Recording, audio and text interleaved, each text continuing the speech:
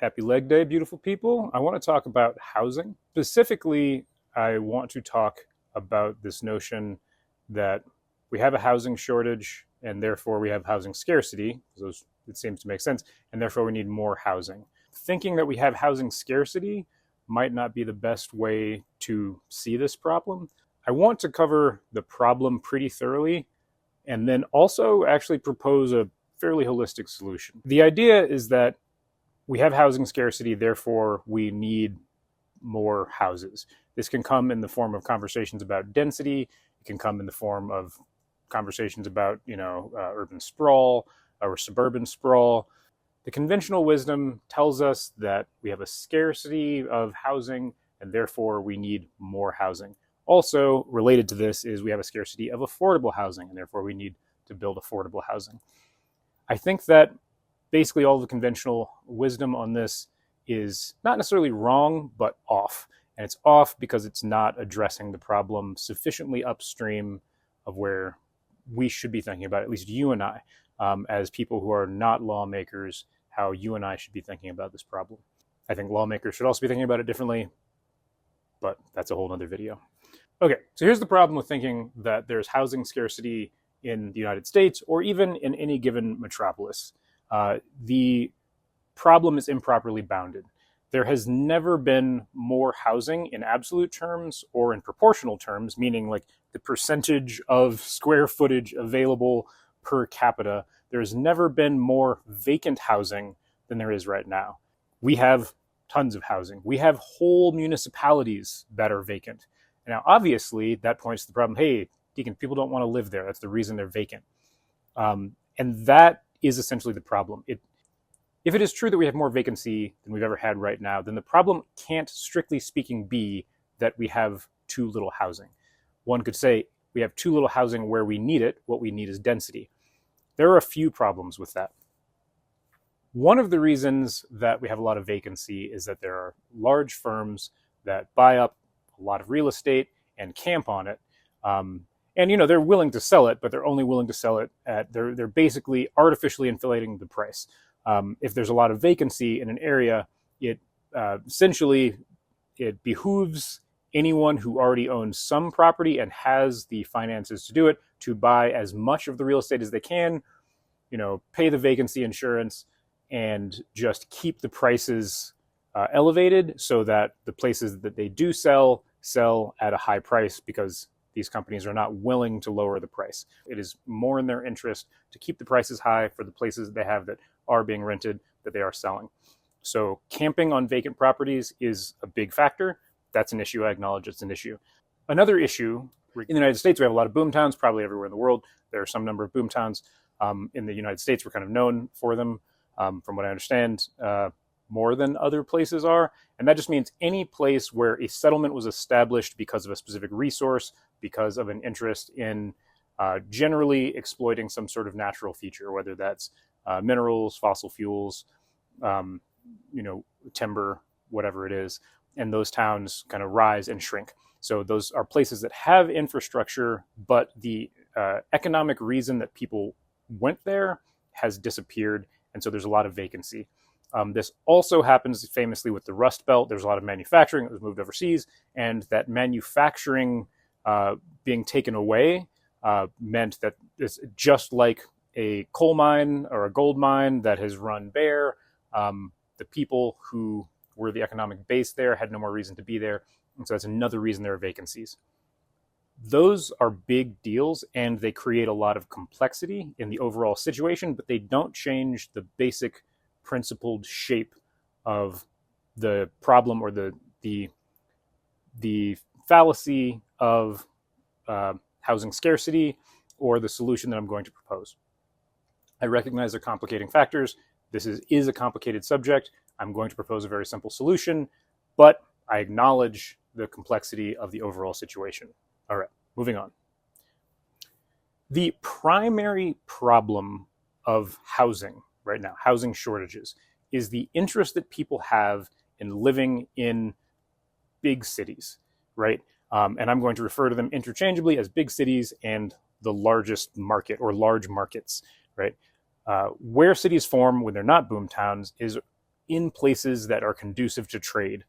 There's a natural harbor or a confluence of natural harbors. That's where you get our big cities, LA and New York, and even to a certain extent like Atlanta and New Orleans are cities that are established because they're good places to dock boats, either because of just the harbors, the rivers that flow into the ocean there, and how those things facilitate trade. Proximity to those boom towns, resources.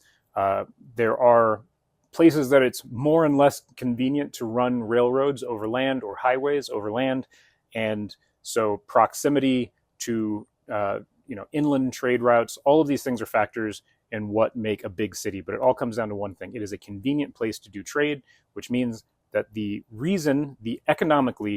one legitimate, deliberate reason to be in a major city is to compete.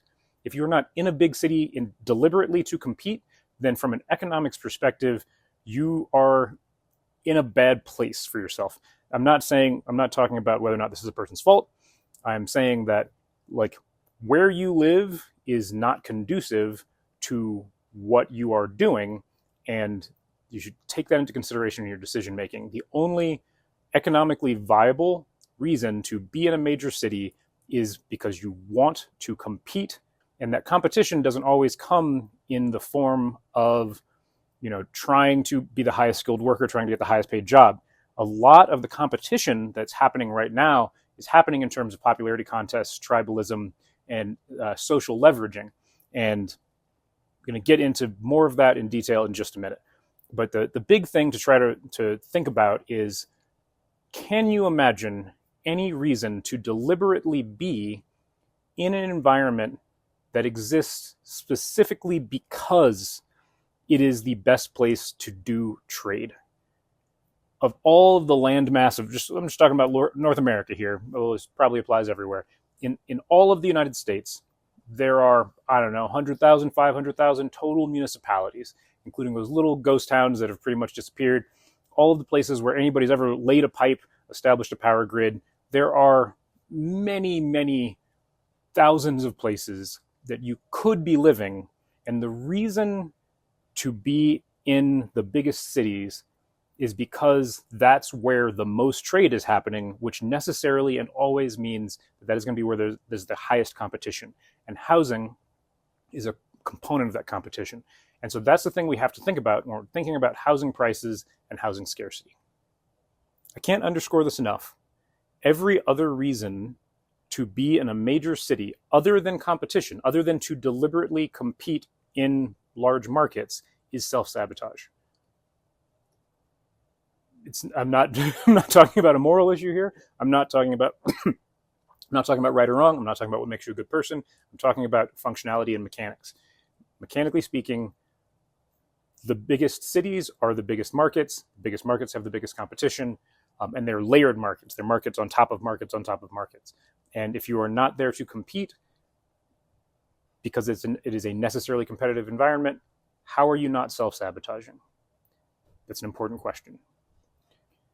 An important side note here is that you can compete in a lot of these same markets without geographically being in those large cities. It does help, especially depending on your market. It's necessary. Like if you want to be an actor, you probably need to live in New York, LA, or Hong Kong, Tokyo. I don't know where else people are making. Indonesia's turning out some pretty cool movies, but you need to live in a place where there are big studios. So geographically, sometimes you need to be in that large market. But for instance, for me, I do a lot of author services. I do graphic design. I've done graphic design for a lot of clients in California and New York. I don't need to be there. So that's just a consideration. You don't necessarily need to be geographically in a large market to compete in those markets, depending on your industry, your niche. But if you are geographically in the confluence of many large markets, you're probably doing yourself a disservice if you have no interest in being in competition with the people in those markets. If we are talking about large cities as being places where people go to compete explicitly, then that kind of means that if you want to live a less competitive life, you ought to, in a mechanical sense, in a functional sense, not in a moral sense, you ought to move away from a big city. And this is actually a part of the sentiment that I feel like I hear from people all the time. When a person has an acute experience of economic pressure, in reflecting on that experience, frequently people come to this conclusion that the thing to do is to get out of the city, to move away, to go someplace where things are simpler. That is a large part of our drive, is to go to a place where the degree of economic pressure, the pace of life is consistent with our specific interests. Sometimes it's not about laziness per se. Sometimes a person has great ambition that they have for personal reasons, for relational reasons, that they just don't want to submit to the market. A great reason to move out of the country. I've got a buddy who bought a little hobby farm in the middle of nowhere because he wanted to do carpentry, and he didn't want to be beholden to what was the most commercially viable carpentry. He wanted to make a lot of things for himself, grow some food, and just have the bare minimum input. So it's not that he's not working all the time. It's that he wanted to do it on his own terms, so he moved into an environment where the economic pressure was lower, right? Again, this is not a moral issue per se, unless you are deliberately deceiving yourself, your family, your loved ones, in order to sustain the dissonance of where you live and how. But where you live and how is definitely a functional issue, and if you live in a place where the economic pressure is higher than the economic pressure you want, from a mechanical functional perspective, it's a mistake. Okay, people want to live in big cities, and people don't just want to live in big cities because they love competition. People have all kinds of reasons to want to live in big cities. I totally get it. I've spent most of my life living in the middle of a major city, and wasn't necessarily because I wanted competition.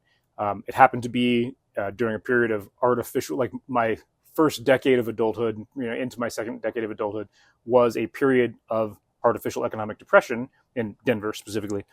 I wasn't interested in living in the middle of Denver because I wanted to compete. It's because of all the other wonderful things and people and community that are there, the music venues, coffee shops, and bookstores, all of those interesting things. Those things which are the result of people competing, but they're the superficial interest, the conscious interest that I had in being in this environment was not to be a competitor. It was to enjoy the fruits of other people's competition, right? If there are people who want to live in major cities but aren't personally very competitive, what should we do about that? Well, one is whenever a socio-political or socioeconomic issue is brought up, people always want to make laws about it. We cannot or shouldn't legislate desires. When we try to legislate desire, it always goes badly. I'm not advocating for a legislative policy platform change of any kind. What I'm asserting is that people who are experiencing problems related to housing pressures, the cost of housing, the presumed scarcity of housing, anyone who's experiencing those problems, look at the economic constraints of the housing situation. I'm going to say that again. We cannot and should not legislate people's desires. Anytime we try to legislate desire, it goes very badly. But, not really but, and if you are a person who is experiencing troubles related to the cost of housing, the artificial scarcity of housing, what I'm advocating is looking mechanically at the constraints, the real economic constraints that exist within the housing market and within your area and the places you want to live, and compare them to how you want to live your life and the skills you actually bring to the market to compete with your peers where you live, which again isn't necessarily strictly geographic, but your geography is going to be influenced by the market in which you're competing. So you have to take all of those things into consideration when you're figuring out what to do. And we have to take those things into consideration when we're thinking about the dynamics of the problem on the whole. It is a huge problem that people want to live wherever they want to live, and they want it to cost whatever they can afford or whatever they want to pay. It's very unreasonable. This is a pathological view that many poor people take and middle-class people take. It's very, very similar to the idea that, it is good for society for commodities to be cheap.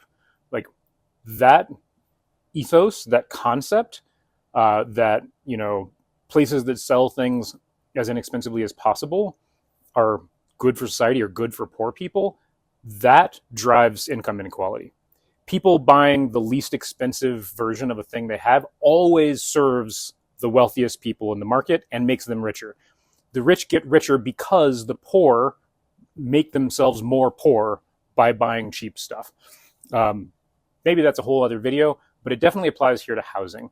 People wanting things to cost what they can spend it's a desire for which the actual price always comes in the form of power.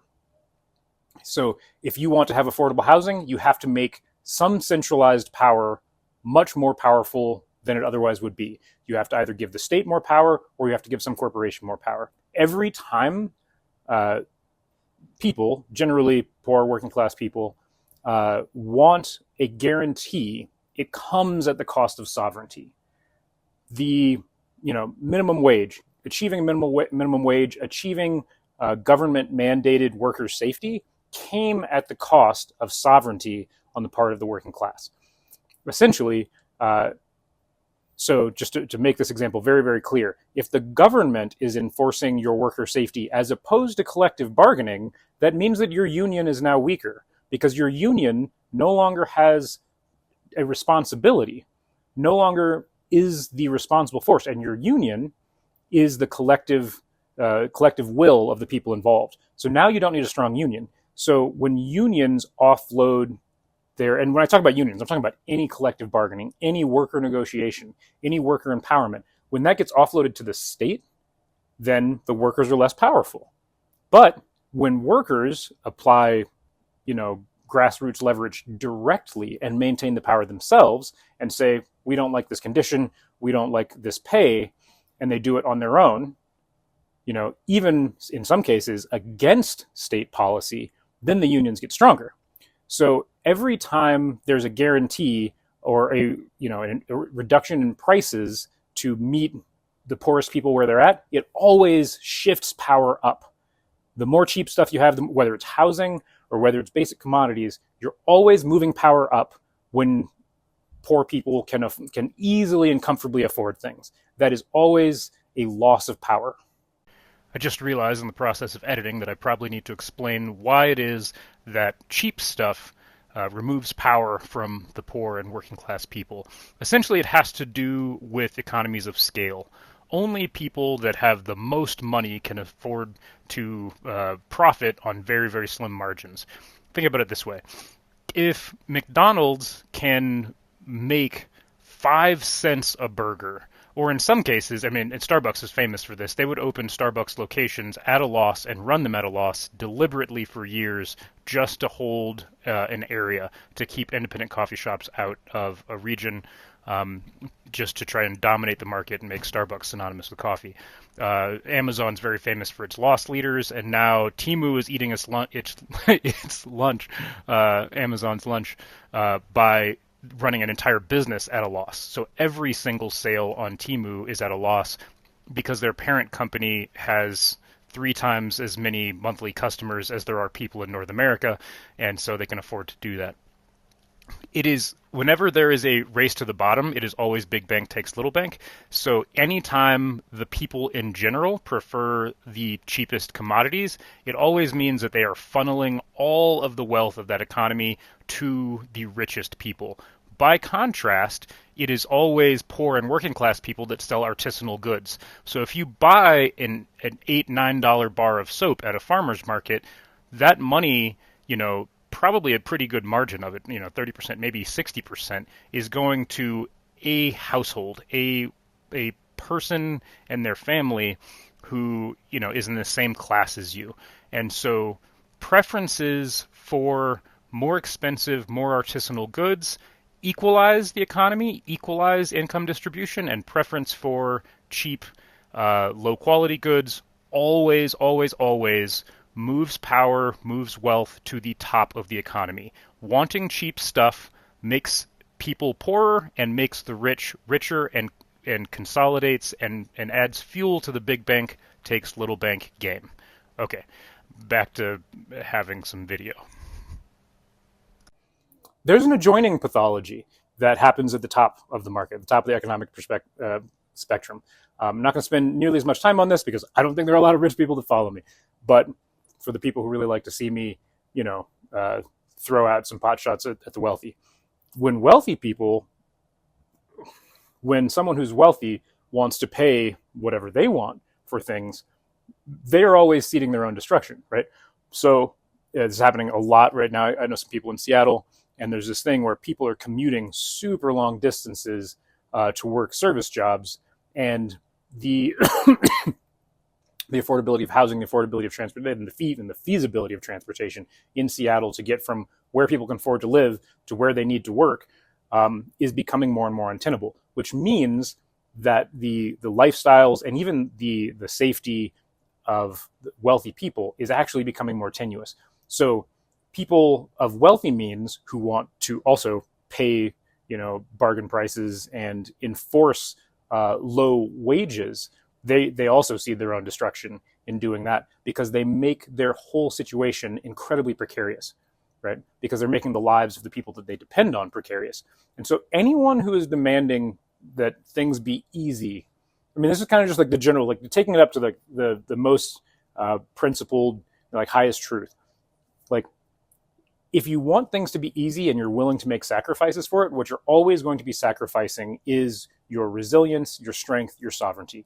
Anytime you just want things to be more simple, convenient, fast, cheap, you're always going to be sacrificing empowerment and sovereignty. If living in a big city is subjecting oneself to competition, what is the solution? Well, there are two solutions. One, stay in the big city and compete better. And that doesn't mean this individualistic rat race thing. Most of the reason people get stuck in a rat race is because, as the metaphor implies, they're a rat. And I don't actually think the rats live this way. But the implication is that essentially they're in it for themselves. As long as you are in it for yourself, as long as you are an atomic individual, your competition is basically just on what you personally can bring to the table in a market. The way that a lot of poor people have survived in big cities and in any tense economic situation is basically just by working together. And these skills of working together, they are social skills, they are relational skills. Can you live in a 2-bedroom apartment with 12 people and stay healthy and not spend all of your time fighting and bickering over, shower time and dishes and taking out the trash? If you can do that, and presumably if 11 other people can do that, then you can very easily win the competition, right, in that competitive market. And that is how poor people have traditionally done it, is when poor people get organized, which the 99% of the skill of organizing is the skill of getting along with people, getting along and having hard conversations, of foregoing friendships of convenience, relationships that are about pleasure and commiserating and just, being victims together, or any kind of tribalistic identity serving affirmation nonsense. Whenever your relationships with people are about creating higher order living systems than an individual living system, then you can become much more powerful without playing an individualistic rat race type game. So that is one way to compete, is to be more than one person. If you can be more than one person, then you can compete in any market without subjecting yourself to the specified prescription that has been dictated for how you're supposed to compete in that market, right? Be more than one person, and then you can get super creative. So that's one solution. Another solution is to leave, right? Leave and make home in an environment which is more conducive to how you want to live your life. This also works much better if you're doing it in relationship, right? But plenty of people have just grizzly manned their way into the wilderness all by themselves and lived according to their ambitions and their desired lifestyle, basically alone. Obviously, there's a lot of sacrifice involved in that. There's a lot of risk and danger. But at any scale of human system, it is feasible to just opt out of the large market and go away. But if you don't want it to be a survivalist type situation, you need to do it in good company, and you need to focus on the primary skill, which is relating, because it is only the skill of getting along with people and moving your whole relationship out of providing pleasure and comfort and affirmation into being an integrated multi-person system, which is not the same as codependence. But it is only through the skill of interdependence, which means people who can make it on their own, who could compete in the market, who could, maybe go out and grizzly man it, people who can do things on their own and leverage their skills and aptitudes in a group to become more than anybody could be on their own. That is what interdependence is, and that is the number one skill for escaping the competition of markets. What does all this have to do with housing? All housing pressure is because you can't fit 50 people in 1 square yard of space. I don't care how high you stack it, right? We're trying to build high density housing, go up. It's like, okay, well, what about transportation? What about so all those people that are now in storage cubicles and human storage facilities going straight vertically, what kind of problems does that create? And we don't have to speculate. We can look at New York. We can look at other places of super high density. What kinds of problems emerge? The answer is many, right? Can it be done? Absolutely. Does it reduce economic pressure and does it reduce market competition? Nope, not at all, not one bit. Actually, it increases it. So going high density in terms of individualized, like an individualistic culture and atomic competitors doesn't obviate the market pressure, right? Only community, only relationship, only doing the hard work of being together with other people allows one to not be a pure survivalist. Because essentially, if you're Kaczynski out in the woods doing everything on your own, you're also competing in a difficult market. You've just chosen a very different kind of market, right? You're in a place where the economic constraints have to do with calorie deficit and exposure to the elements, etc. The only way to solve the problem of market competition in a principled and sustainable way that doesn't just push problems into greater externalities is through working very deliberately to build interdependence with a finite set of people, with a fixed community that is, in this sense, a real community that is not a social milieu with fuzzy edges and a bunch of people affirming each other's identities. That's nonsense, and it doesn't provide us any social benefit or any economic benefit. Going to see if there's anything else in here. I want to make one really important note about trying to legislate our way out of the cost of housing in an environment of competition. So let's say everybody wants to live, you got 100 people that want the same house.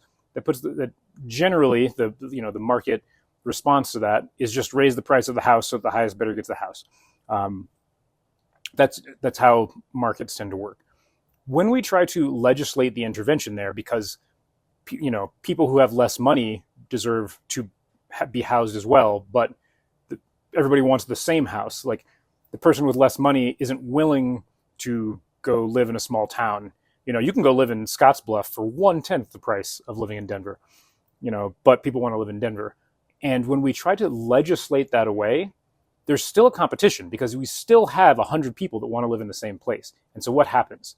It becomes either super ableist because it becomes about speed. Whoever gets in their application first, which means whoever has the most, it still, in many cases, can be whoever has the most money because it's whoever has the most leisure, whoever can game the system. It can be a popularity contest, right? It can be an identity, a tribalistic contest. So right now, we have all of these tribalistic fights because we have structures, corporate and state structures, that are trying to legislate around the market principle, right? They're trying to legislate around to make it more fair for all 100 people to live in the same square yard, which doesn't work, right?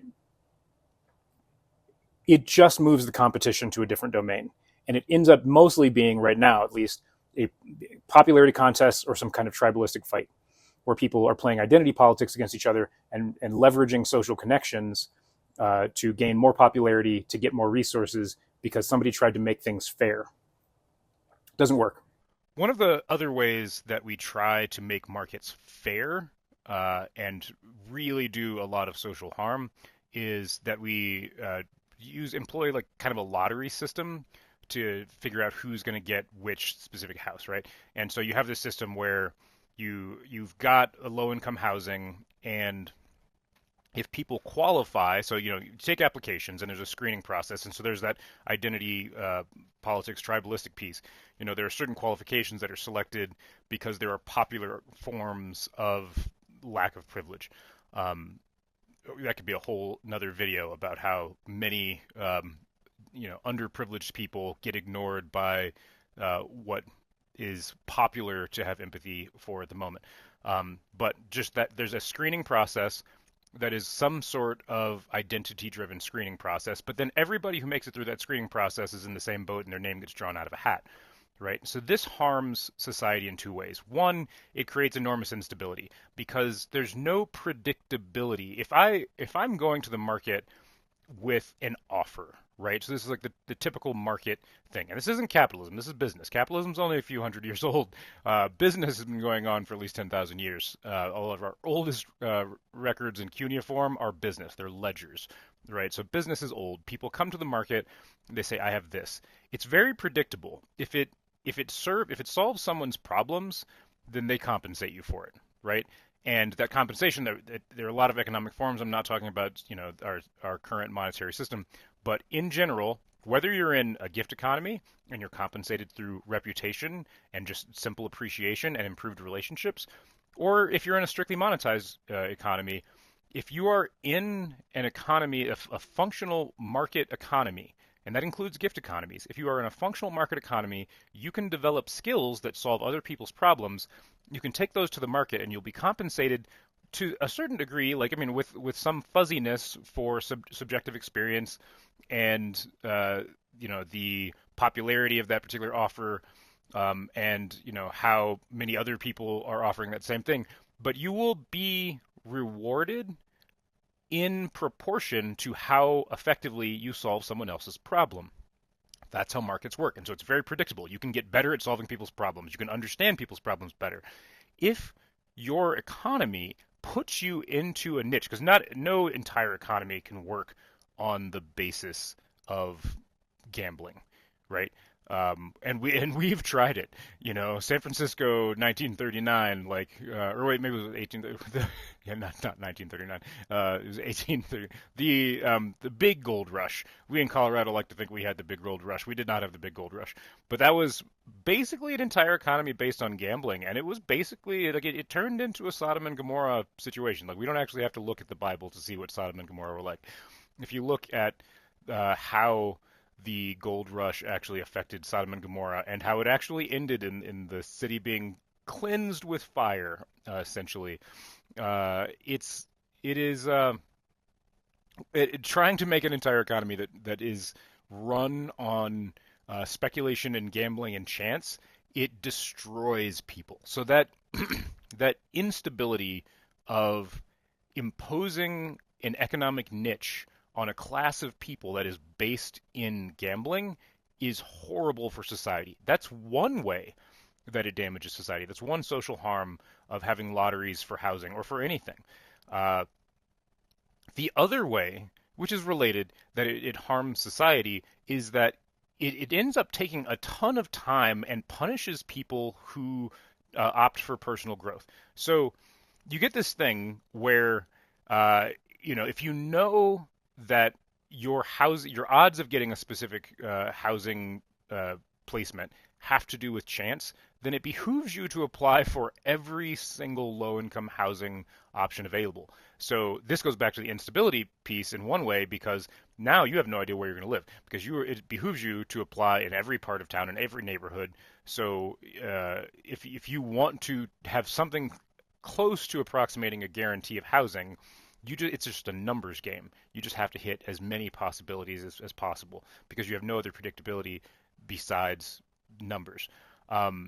And so what that means is you're not spending any of that time working on yourself. And these kinds of systems usually go hand in hand with systems where there are long lines. So you think about, the unemployment, the Bureau of Employment, Bureau of Labor, and their unemployment offices. You go and you take a number and you sit in a lobby and you wait for hours.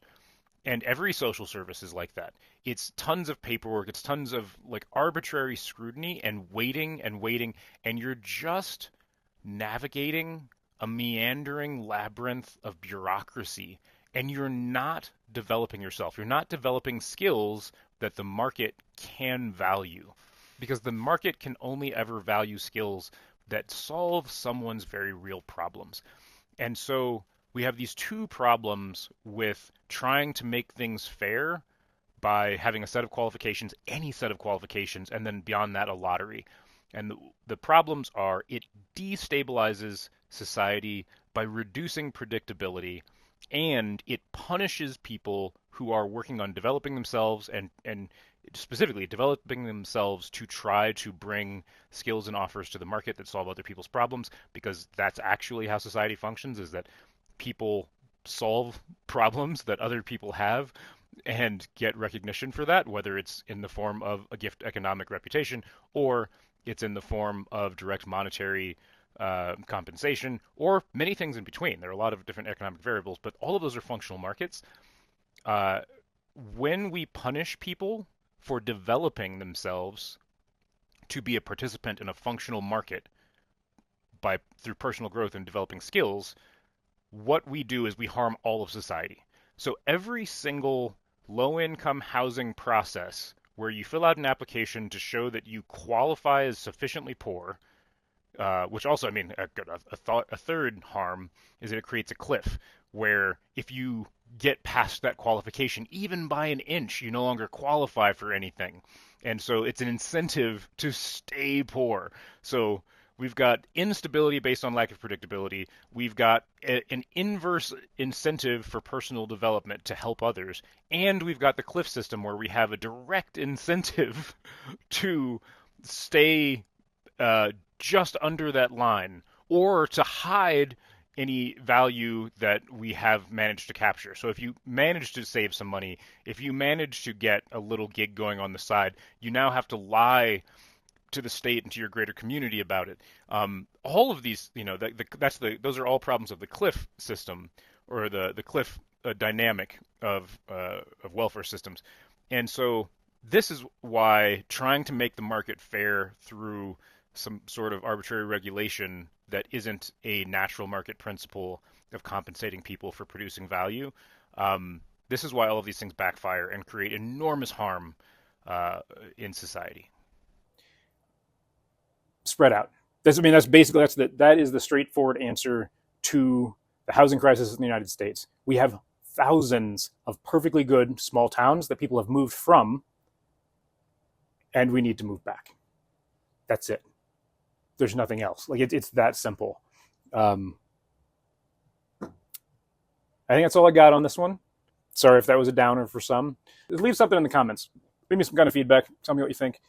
And I know that somebody's going to say that my view, my pro-union view, is super crazy leftist, and somebody's going to say that my people need to take responsibility view is super colonial capitalist or whatever. But if you actually listen closely to everything I said, it doesn't come down in any of those directions. The entire left-right continuum is nonsense, and it hasn't made any sense since the French Revolution. It's bullshit. Get out of it. Make things work. Be good to each other. Be good to each other in the comments. Be good to each other in the world. And get to the dojo. Get to the gym. Enjoy leg day. Peace. Am I shaking the camera a lot when I do that? I am shaking the camera. Huh, okay. I'm having a maximally frizzy hair day, whatever. In order to touch all of the bases, I'm going to put that. In order to,